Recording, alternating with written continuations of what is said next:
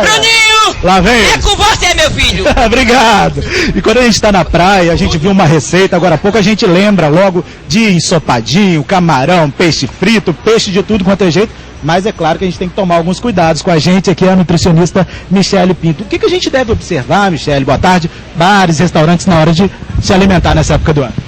Boa tarde, né? Boa tarde a você que está em casa. Então a gente deve observar nos bares como é que está a questão da higiene do ambiente, a temperatura em que está exposto aquele alimento, né? Porque o alimento ele exige uma temperatura indicada, o alimento que é frio ele deve estar numa temperatura fria e aquele mais quente, porque a temperatura ambiente é onde acontece a multiplicação dos micro-organismos, principalmente os patogênicos. Agora, tem algum alimento que nessa época a gente deve evitar mesmo, algum tipo de alimento? A gente deve evitar fritura, né? Deve evitar aqueles alimentos mais perecíveis, né? Alguns, a ostra na temperatura ambiente. A gente deve observar devido ao risco que pode trazer na contaminação. São então os mais indicados nessa época. O que a gente deve comer nessa época de muito calor? A gente deve priorizar os alimentos ricos em água. Por quê? Porque a água ela vai trazer uma hidratação indicada, né?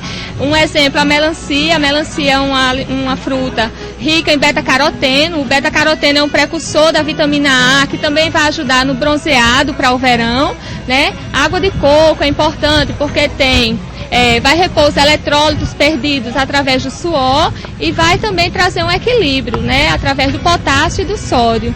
E priorizar também uma alimentação variada, né, rica em cores, as saladas, os vegetais, que aí você vai ter fibras, vitaminas e minerais e mais saúde.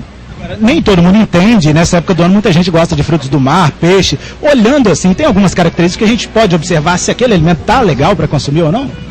Os micro-organismos patogênicos, que são aqueles que causam, né, doenças, a gente não consegue, eles são invisíveis, a gente não consegue visualizar, então a gente deve observar qual a procedência desse alimento, né?